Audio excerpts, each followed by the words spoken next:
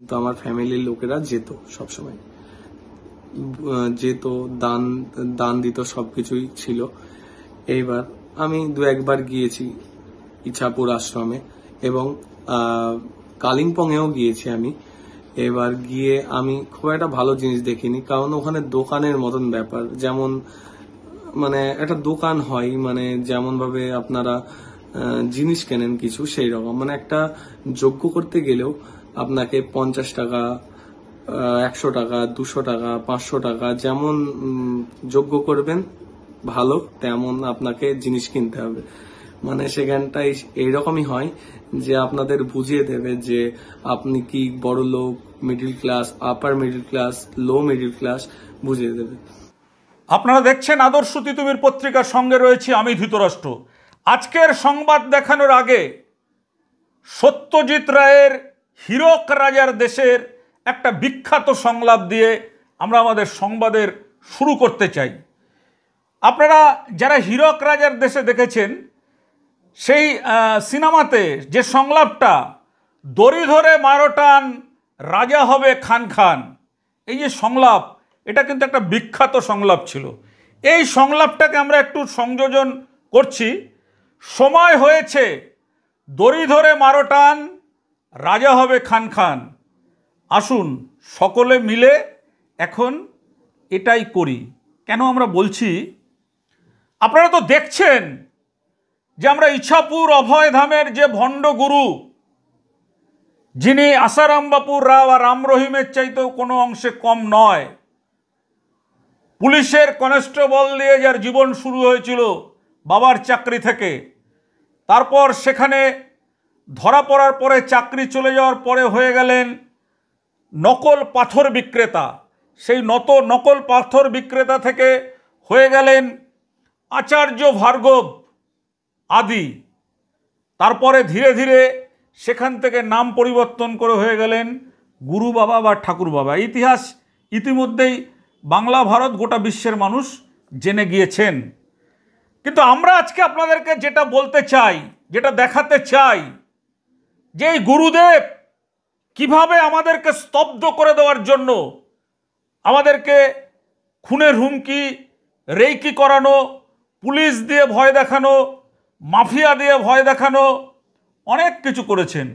কিন্তু আমরা তো আদর্শ তিতুমির পত্রিকা, আপনারা জানেন, আমরা জন্মলগ্ন থেকেই শপথ নিয়েছি যে অন্যায়ের বিরুদ্ধে আমাদের লড়াই, সত্য প্রতিষ্ঠার জন্য আমাদের লড়াই, তাতে আমাদের জীবন যায় যাক, কিন্তু সত্যের পথ থেকে এক চুলো আমরা সরে আসব না।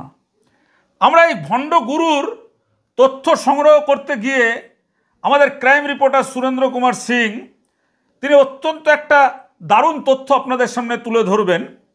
সেটা হচ্ছে যে আমাদের দেশে এই ধরনের ধর্মীয় গুরু যারা রয়েছেন, কতজন ইতিমধ্যেই ধর্ষণের দায়ে গ্রেপ্তার হয়ে জেলে আছেন বা জেল খেটে বাইরে বেরিয়েছেন, তেমন একটা তালিকা আমরা তৈরি করেছি। তারপর আমরা খবরের বিষয়টা নিয়ে আপনাদের কাছে আসছি। যে এই সমস্ত লোকগুলো, কেউ গেরুয়া বসন, কেউ লাল শালু, কেউ সাদা কাপড় পরেই লম্বা চুল আর লম্বা দাড়ি রেখে, আবার কেউ এই ঠাকুর বাবা অমিত সেনগুপ্ত একদম ফ্রেশ দাড়ি রেখে, মানে একেবারে সাধক হয়ে যান। আমরা এই যে মানুষগুলোকে দেখি যারা বিভিন্ন সময় ধর্মীয় শাস্ত্র চর্চা করে, আর ধর্মীয় শাস্ত্রগুলি নিয়মিত চর্চা করে বড় বড় পদমর্যাদা অর্জন করে, কিন্তু শেষমেশ তারা গিয়ে ওই ধর্ষণ এর মতন জঘন্য কাজের সঙ্গে যুক্ত হয়ে পড়ে। আমাদের যে তালিকাটা আপনাদের দিচ্ছি, আসারাম বাপু, আপনারা জানেন যে ধর্ষণের দায়ে ধরা পড়েছেন।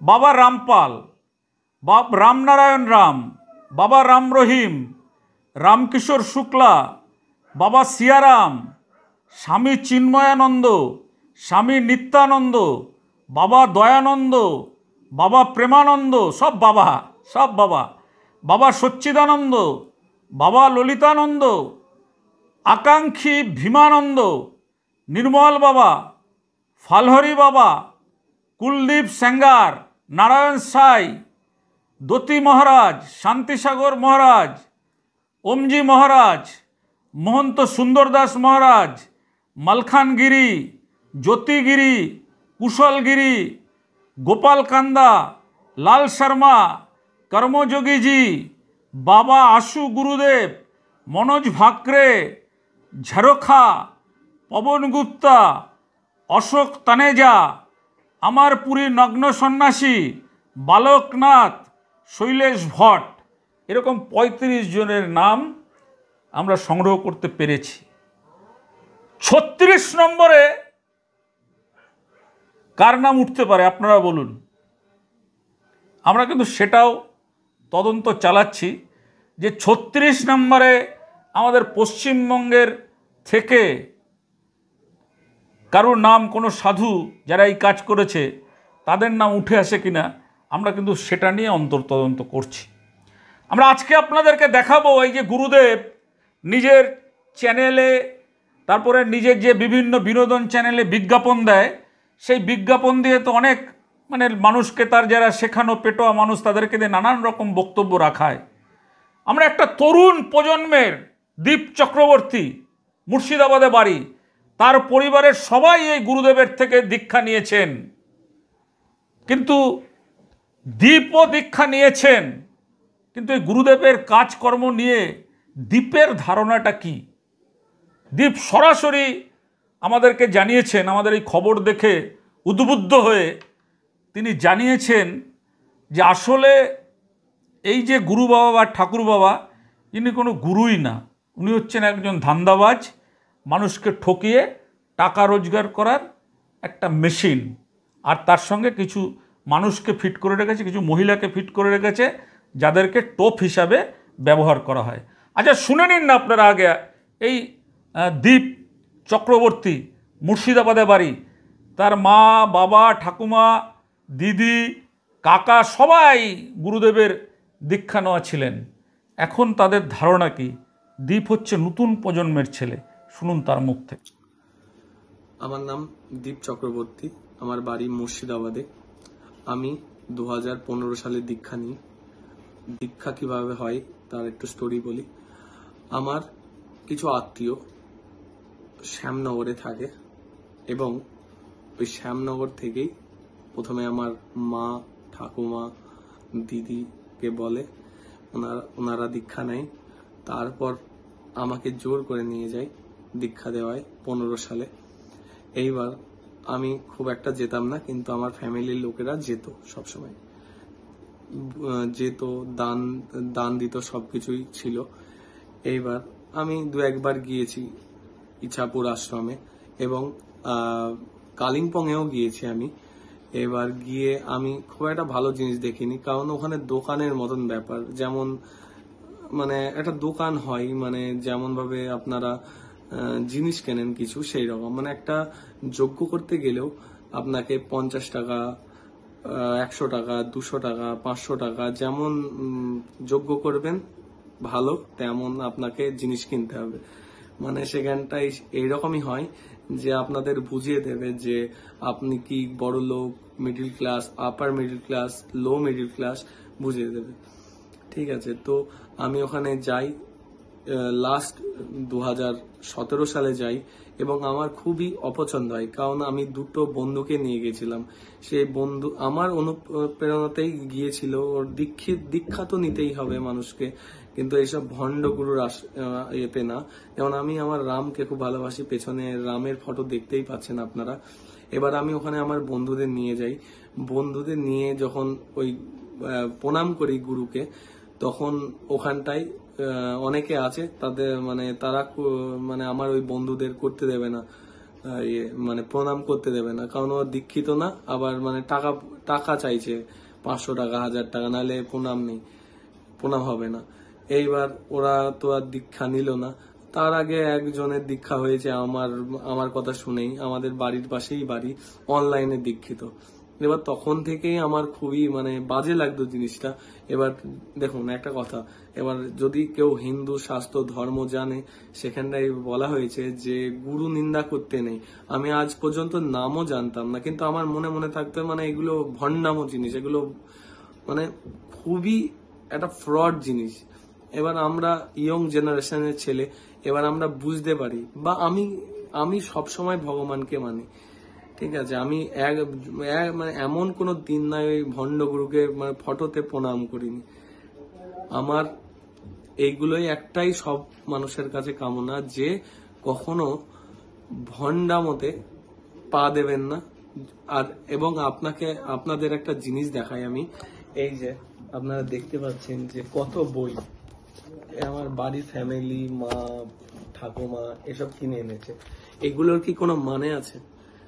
তো আমি হ্যাঁ, আর সব থেকে ইম্পর্টেন্ট জিনিসটা হলো যে এই যে দীক্ষার নাম করে যে দানগুলো হয়, এই দানগুলো যাচ্ছে কোথায়? আমার কাছে আমি যেহেতু আমার খুবই অপছন্দ লাগতো, আমার বাড়ির লোক যেগুলো বলে দান করতে হবে, এবার সব মা বাবার কথা তো আর ফেলা যায় না, দান করতে হবে, টাকাটা দিয়েছি, এখনো ইনভয়েস আছে আমার কাছে যে পেমেন্ট করেছি গুগল পে থেকে, সমস্ত কিছু থেকে।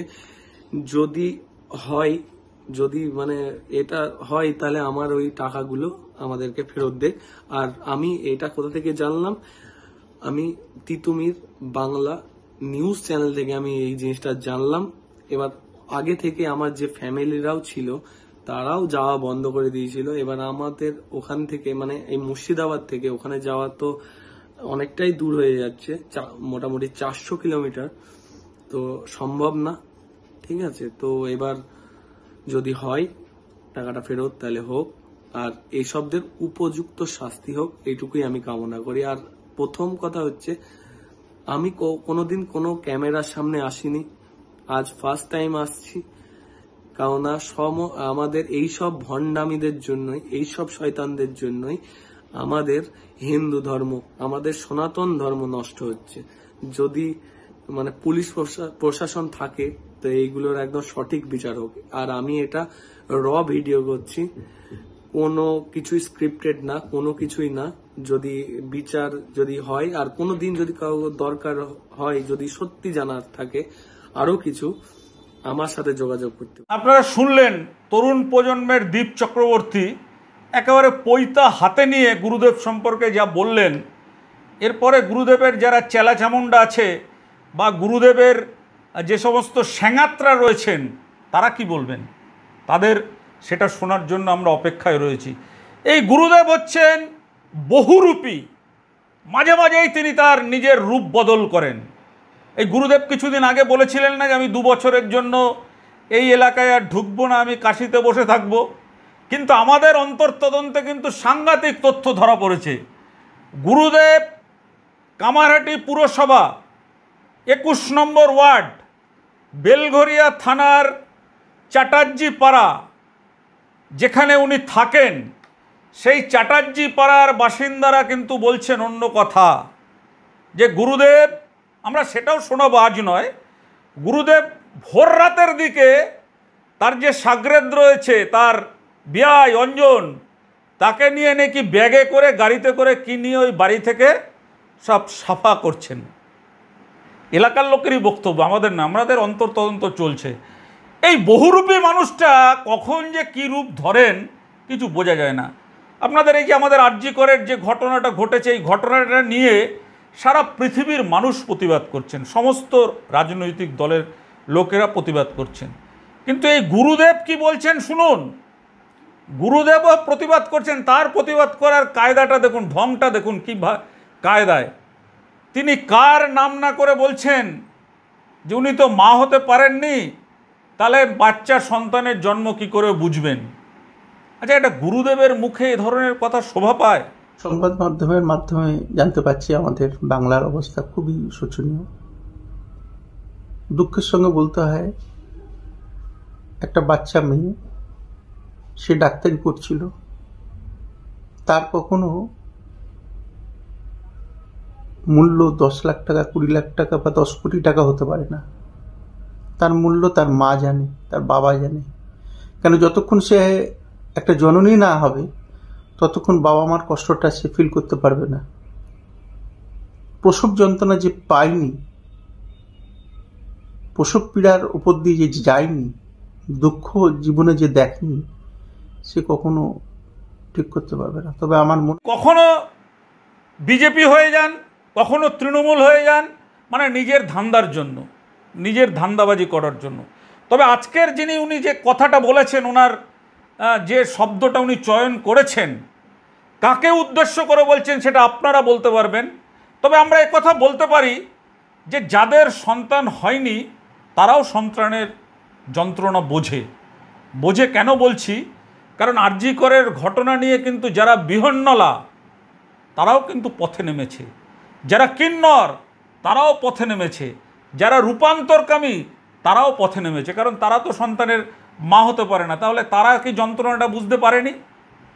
এই ভণ্ড গুরুকে আমরা এমন এমন তথ্য আপনাদের কাছে তুলে ধরব, যেই ভণ্ড গুরুকে আপনারা দেখবেন যে আপনারা যে কিছুদিন আগেই যে আপনারা দেখেছেন যে গুরুদেবের নানান তথ্য আমরা ফাঁস করছি, আমরা দেখাবো যে গুরুদেব কোথা থেকে কিভাবে উঠে আসলেন, সমস্ত তথ্য দেখাবো।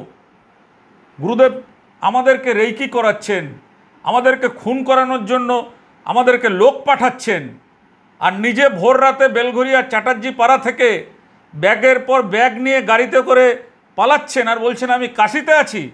সব দেখাবো। আমরা তিতুমির যখন লড়াইটা শুরু করেছিলাম, আপনারা তো জানেন যে তিতুমির আমরা যেটা নিয়ে ধরি, যে সংবাদটা নিয়ে সমাজের ক্ষতিকারক বিষয়, সেটার কিন্তু শেষ না করে আমরা কিন্তু ছাড়ি না। আমরা শেষ একদম সংবাদ মাধ্যমের যে দায়িত্ব, সেই দায়িত্বটা আমরা পালন করি। আমরা দেখাবো যে এই ভণ্ড গুরু আসলে কোনো গুরুই নয়, উনি একটা বলা যেতে পারে কালা ধান্দা করার জন্য একেবারে একটা সিন্ডিকেট তৈরি করেছেন। যে সিন্ডিকেটের মধ্যে মহিলা রেখেছেন, যে সিন্ডিকেটের মধ্যে পুরুষ রেখেছেন। তা না হলে আমরা খবর করছি আমাদেরকে যে 30টা 40টা উকিলের চিঠি পাঠানো হয়েছে, সেই উকিলের চিঠিতে নানান রকম বক্তব্য। আর যে লোকটি আমাদের এখানে পাঠিয়েছিল পুলক দত্ত, আপনাদের দেখিয়েছি। আমরাও দেখব এটা নিয়ে। আমরা প্রয়োজন হলে আমরা সুপ্রিম কোর্ট পর্যন্ত যাব। আমরা দেখব যে এই ভণ্ড গুরুর জোর বেশি না একজন নিরপেক্ষ সৎ যারা সাংবাদিকতা করেন তাদের জোর বেশি। সেটা কিন্তু আমরা দেখাবই। সেটা দেখার জন্যই আপনাদের আগামী পর্বে আমাদের সঙ্গে থাকতে হবে। আমরা এই ভণ্ড গুরুর মুখ আর মুখোশ একদম আলাদা করে দেবো আপনাদের সামনে, কথা দিচ্ছি। যদি আলাদা করে আমরা না দিতে পারি, এই হট সিটে আপনাদের সামনে আর এসে বসবো না।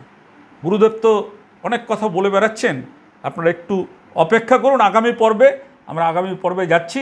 সেই পর্বে এই গুরুদেবের মুখ আর মুখ